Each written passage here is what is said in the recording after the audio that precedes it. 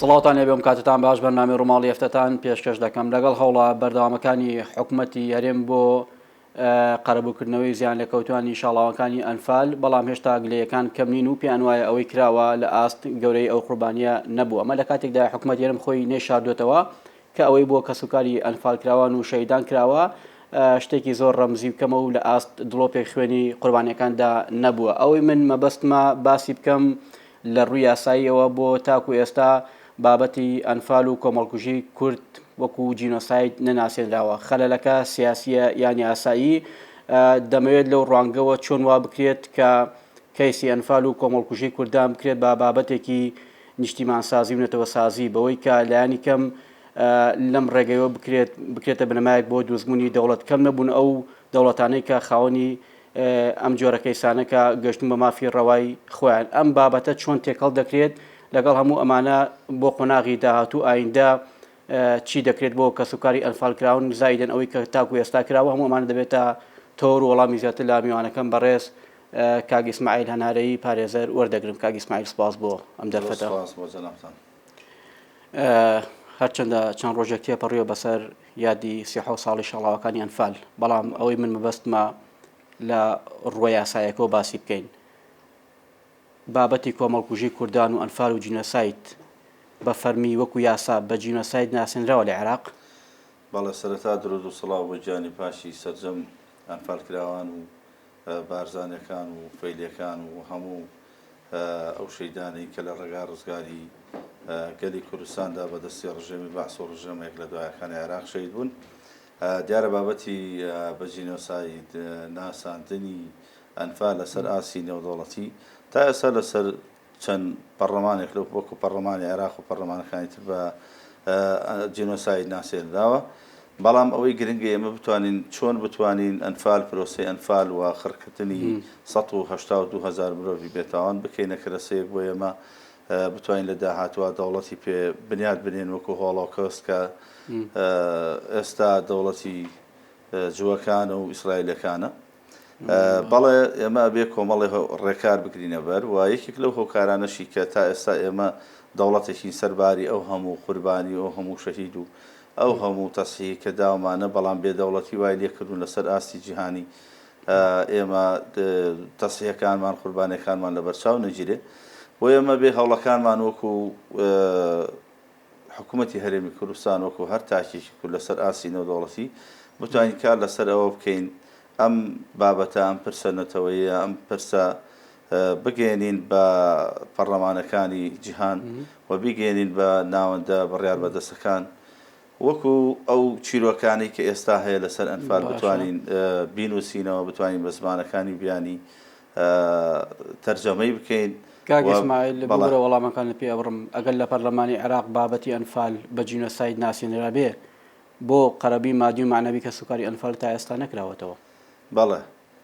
دیارە حکوومەتی عێراقی پابەت نەبووە بەوەی کە چۆن ئێستا قەرەبووی وڵاتی کۆی تەکاتەوە باشەوە بۆ شەڕی خەلیج، بەڵام ئامادە نەبووە قەرەبووی پرۆسی ئەنفال بکاتەوە کە ئەم حکوومەتی کە ئێستا هەیە جێگرەوەی حکوومەتی عێراقا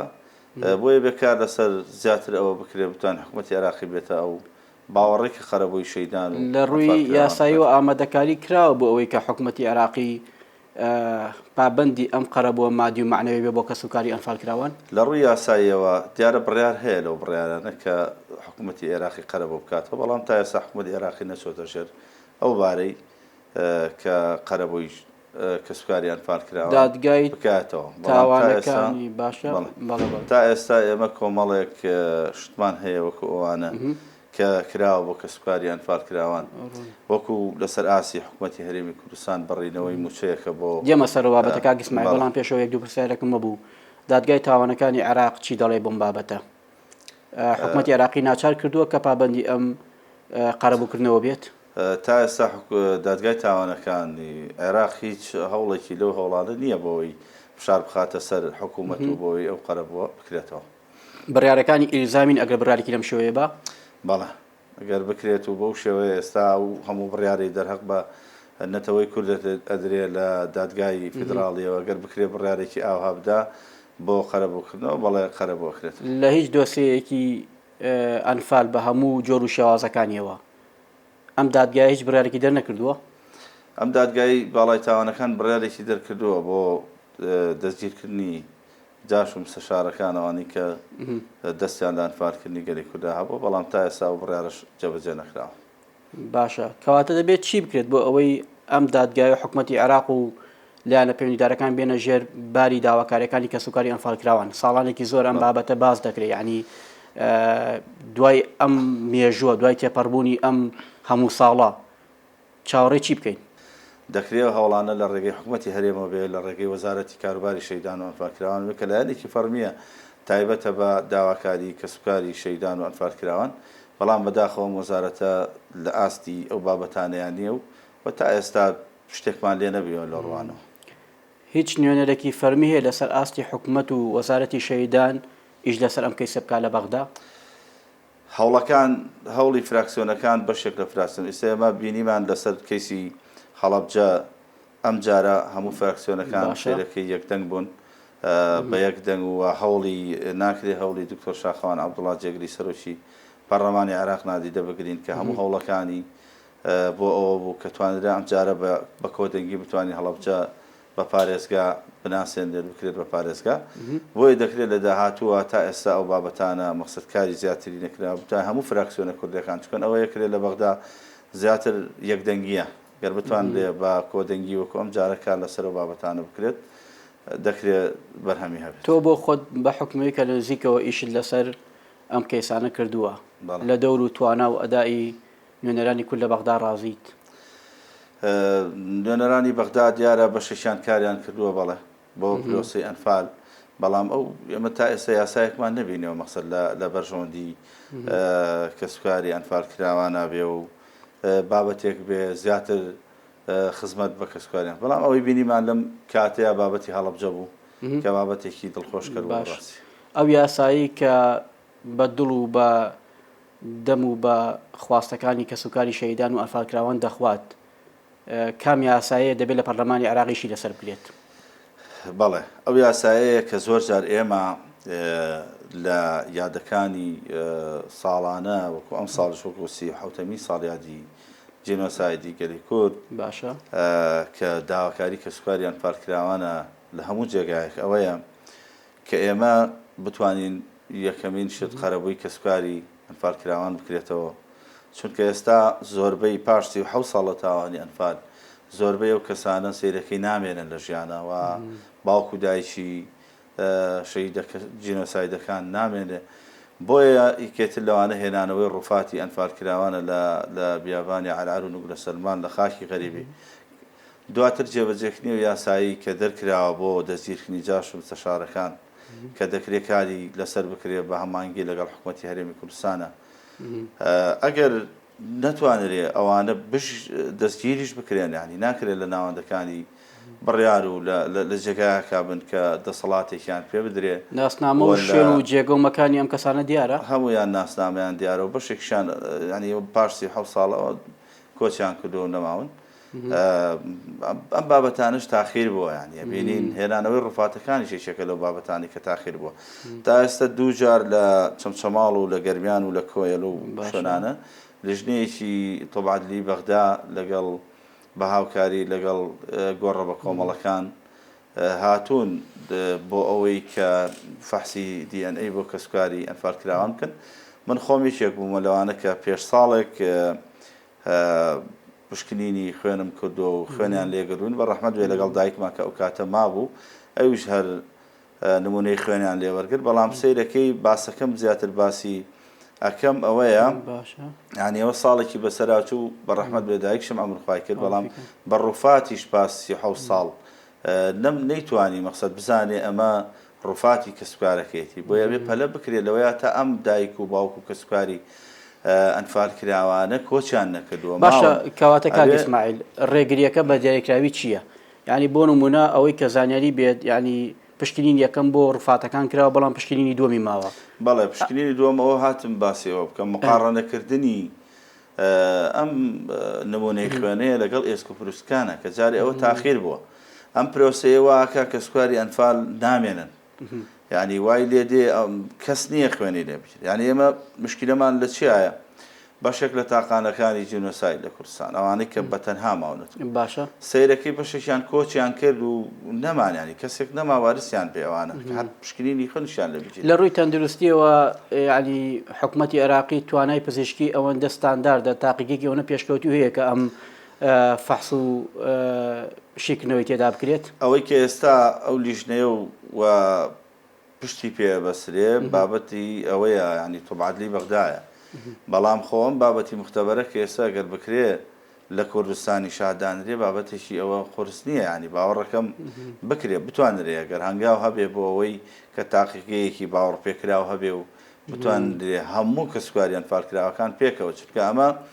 ئێستا دێنە جێگایەک ماوەی هەفتەیەک لێ ناکرێ ینی فریایەوە ناکەون هەموو کە سوکار هەڵێکی باشە ینی ئەمە بەجددی بە هەوڵێکی باشێ بینی نەگەر هەر کەسێک بتوانێ خزمەت بە ئەم پرسە بکە خزمەت بە ئەنفالکراوان بکە چونکە ئەم بابەتە بابەتێکی گشتیە بابەتێکی نەتەوەیە و خەمی هەموو لایەکمانە چکە ئێمە بەردەوام وەکو میلەتی کورد و چاری جینۆساید و قڕکردنە بینەوە هەر دەسەڵاتێک دێتە سەر حکوم ئێمە بەشی ئێمە قڕکردن و لە ناو توانین بڵێن ئەنفال پرۆسەیەکی بەردەوامە کاک ئیسماعیل دیارە ژمارە ئەو ڕووفاتانەی کە ئێستا لە توبعەدلی بەغدان چەندێکە ئەوانە ئێستاکە ئەوەی هێنراوەتەوە ئێستا تقریبا لە 1000 ڕووفات زیاترە بەڵام ئێستا ئەوانەی لە توبعەدلی بەغدادن هەنگاو هەیە ینی داواکاری هەیە بۆەوەی کە بهێنرێنەوە ئەوانەی کە ماون بهێنرێنەوە چەندێکە ژمارەکەیان بە تەحقیق تەحدید ژمارەکان نازانم بەڵام بەشێکن لەوانەی کە هێشتا نەهێنراونەتەوە و ئەوەی هاتووەتەوە نزیکی 1100 و شتێکە لەوانەی کە هێنراودێتەوە لە مۆنومێنتی ئەنفال لێژراون ڕێکارە پزیشکیەکان لە بەغدا ئەوەندە تۆکمەیە ئەوەندە ئەکادیمیە کە ئەم ڕووفاتانەوەکو خۆی تەسلیمی کە سوکارەکەی بکرێتەوە لەمەدا هەڵە ڕوونادات ئەوەی کە ئێستا ئەم جارە ئێمە لە ڕووفاتەکان بینیمان سێرەکەی هەر ڕووفاتێک کۆدێکی بۆ دانراوە باشە ئەو کۆدە تایبەتە بەو کەسە کە ئەو کەسەش کۆمەڵی معلوماتی لەسەر کۆکراوەتەوە ئەو کاتێک کە فەحسی دیێنەی خوێنەکە لەگەڵا مطابق بێ مقارنە ناکرێ بۆی ئەو ڕووفاتە ئەبێتە هی ئەو کەسێک کە بەو شێوەیە کە خوێنەکەی لەگەڵا مطابق کاتێکی دیاریکراو هەیە بۆ ڕادەستکردنەوەی ڕووفاتەکان بە کە سوکاری ئەنفال کراوان ئەوەی کە بڕیارە تا ئێستا تەنها لە مۆنومێنتی ئەنفال لە چەمچەما ڕووفاتەکان بدێژێت لە یەک جێگایەکا بێ و داواکاری خەڵکیش هەیە بۆ ئەوەی هەر کەسە و کە ڕووفات و کە سوکاری خۆی ناسیەوە بیباتە شوێنەکەی خۆی بەڵام تا ئێستا ئەوەی هەیە هەمووی دەهێنرێتەوە مۆنومێنتی ئەنفال مەبەستم تاواکردنی ڕێکارەکانە بۆ ئەوەی ئەم بابەتە بە کۆتایی بگات ئەو ڕووفاتەیە کە ئەو ژمارە ڕووفاتی تا ئێستا کاتێکی دیاریکراو نییە بۆ ئەوەی بزانین کەی کۆتایی پێدێ و هەرەڵێن ئێمە لە هەوڵین وەکو توبعەدلی بەغداد و وەکو گۆڕە بە کۆمەڵەکانی بەغداد هەڵدانەوەی گۆڕە بە کۆمەڵەکانیشی لەسەر دەکرێت ئێستا بەڵێ ئەوەی کە هەیە و بڕیارە تا ئێستا چەند گۆڕێکی بۆ کۆمەڵتر ئەو پێشتر لە تەرشێخە دۆزرایەوە لە سەماوە بەڵام قۆناغ بە قۆناغە بۆ قۆناغی داهاتوو بڕیارەکە ئەو گۆڕانی تریشماون بهێنرێن بەڵام پرۆسەکە بەعام خاوە پرۆسێکی خاوە بەڵام ئەمەیشی کە ئەکری هەر کارێکی باشانی بەجددی ئەگەر هەر چۆنێک بێ بهێنرێنەوە چکە و ڕووفاتانە لە خاکی غەریبیان لە وڵاتی عەربستانن باوەڕکە و خەڵکە ئێمە خۆمان بۆ خۆم و کەسوکارێکی ئەنفال لەگە ڕووفاتی کەسوکارەکەم هەبێ تا ڕادەیەک چۆنەڵی هەرچەنە خۆی ناخۆشە کە دێن لە حاڵەتێکان ناخۆشە لە حاڵەت شار خۆشە چونکە ئەزانی گۆڕەکەی لەکوێیە ئەزانی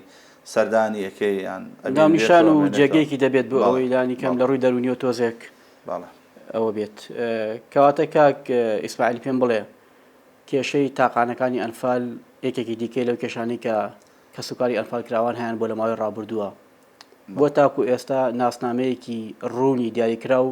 بۆ تاقانەکانی ئەنفال نییە ئەوەی کە هەیە نەتەنها هەویەکە بۆ وەرگرتنی منحەی مانگانەکەی ئەمە خەلەل و گرفت نییە یاسای تاقانەکانی جینۆساید لە کوردستان بەپێی ئەم یاسایە کە هەیە لە ساڵی 2015 دەرچووە ئەو یاسایە کە ئەو کەسانەیە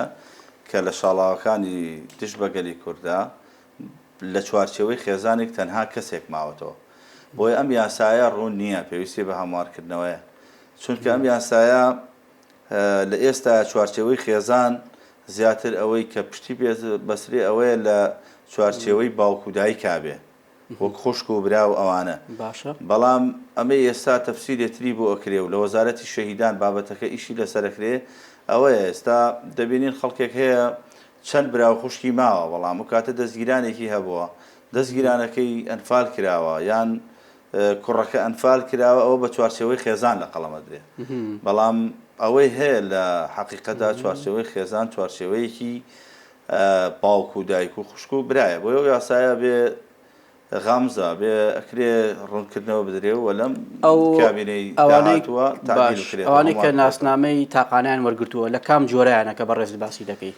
تا ئێستا ئەوەی لە کتێبەکەی منایە کە مقابلەمان کردووە 164 کەس بوون ئەوانن کە لە چوارچێوەی خێزانێکان بەڵام ئێستا ژمارەکەیان وەکو وەزارەتی شەیدان و ئەنفاکراوان زیاد کردووە ئەوانن کە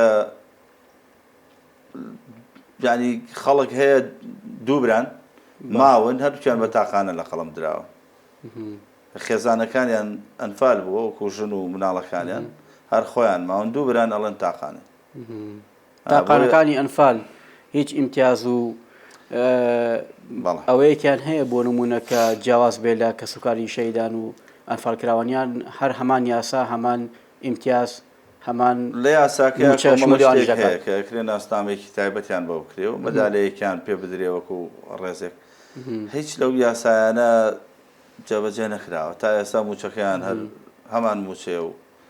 شتانی کە دراوە جێبەجێ نەکراوە بۆیە ئەمیش بابەتێک کە تایبەتە بۆیە و یاسایە بێ تعدیل بکرێتەوە یاسایە بێ ڕێک بکرێتەوە پێناسەی تاقانە و خۆی جێبەجێ بکرێت نەک وەزارەتی شەیدان بۆ خۆی تەفسیرێکی بکە و هەر لایەک بۆ خۆی بەڵام ئەوەی کە هەیە لە کتێبەکەی منە کتێبێکم لەسەریان نووسی ئەوانن کە لە چوارچێوەی خێزانێکدا وەکو دایک و خوشک و براوانە جێنۆساید کراون بابەتی ونبووەکان گەشتووە بەکوێ ئەویش هەمان ونبووەکانی هەڵەبجە بابەتێکە کە بەردەوام ئێستا قسەی لەسەر ئەکرێەوەوانە ئەو کەسانن کە لە ساڵی 1970 ینی کۆمەڵێک مناڵ بوونە کە چوونەتە خاکی ئێرانەوە لە کاتی چیمە بارانەکە لەوێ لە نەخۆشخانە یان لە دراون بە ماڵێک بە خێوان کردووە بەڵام دوای چەندین ساڵ ئەمانە زانیویانە مناڵی ئەو ماڵەنی و گەڕاونەتەوە بەڵام ئەمانە منوان ناوی ئەنێم ینی بەداخەوە بەشێکیان هێشتا هەرونن هەموو نوانی هەڵەبجە بەشێکیان هەرونن تا ئێستاش مەریەم هاوناس کە ئێستا ناوی ژیان کامەران هەڵەبجەیە کە ئێستا هەر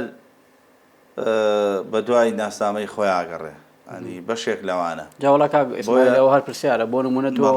هەموو هەوڵەکەت بۆ ئەوەیە کە ونبوویەکی هەڵەبجە بگەڕێنیتەوە بەڵام دواتر دەبینی هەر لە شارەکەی خۆتا و هەر لە چوارچێوەی سنوورێکی خۆتا جارێکی دیکە بێناونیشە و بێناونیشان و بێناسنامە دەمێنێتەوە یعنی چۆن ئەمە چارەسەر دەکرێت ئەمەش هەر پەیوەندی بە چیەوە هەیە پەیوەندی بەوە هەیە کە ئێمە پێشتر باسمان کرد ڕووفاتی ئەنفالکراوەکان تا ئێستا ئێمە تاقیگەیەکمانە بتوانین فەحسی DNA بۆ ئەم ونبووانەش بکەین ئەگەر ئێمە خاوەن تاقیگەیەکی سەربەخۆی خۆمان بین وەکو کوردستان وەکو هەرێمی کوردستان ئەتوانین لە هەموو ئەم قۆناغەکانی شاڵاوی جینۆسایدیش بەگەلی کوردستان وەک ئەنفال وەک هەڵەبجە وەک شاڵاوەکانی تر بتوانین ئەم کەیسانەیەک لای بکەینەوە بەڵام ئەوەی کە پشتی پێبەستراوە لە ڕابردووە ئەو تاقیگانەیە کە لە ناوخۆی هەرێمی کوردستانن وەیە بەشێکیان ینی بابەتەکان وەکو خۆی دەرناسێت بەڵام بۆ کاگیسمایانی هەموو ڕێکارە پزیشکیەکان و تەندروستیەکان ئاین جێبەجێ کرا لەسەر خاتومێن کە بەڕێزم ناودێنا تۆ بۆ خۆت گومان لەوە هەیە کە بۆ نمونە ڕێکارەکان وەکو خۆی نەڕۆشت بێ شتێک لەو بابەتە بابەتی مناڵەوەنبووەکان کۆمەڵێک خۆکار لەخۆگرێ یەکێکیان لەوانەیە بابەتی تاقیکە بێ یەکێک لەوانە بابەتی کۆمەڵایەتیە سێرەکەیمان لە کەشوهەوایەکی ئێران و ئەوە تا گەورە بوونە لەوێش بەشێکی زۆریان کێشەکانیان ئەوە بۆ کە لە عایلەیەک بوونە باوکی و دایکیان ئەوەی کە لێ بە خێیانی کردووە هەتا خۆی ماوە ئەمان ژیانیان خۆش بوو بەڵام کە هاتووەتە سەرەوەی وەرەسەیان بەش کردو مناڵەکانیان پیان وتون تۆ مناڵی ئەم ماڵە نیت و ئەمان دەربەدەر بوونە بۆ شێوە کە دێنەوە کوردستانیش یعنی زەحمەتە تۆ لە ڕووی کۆمەڵایەتیەوە لە ڕووی ینی کەلتورەوە لە ڕووی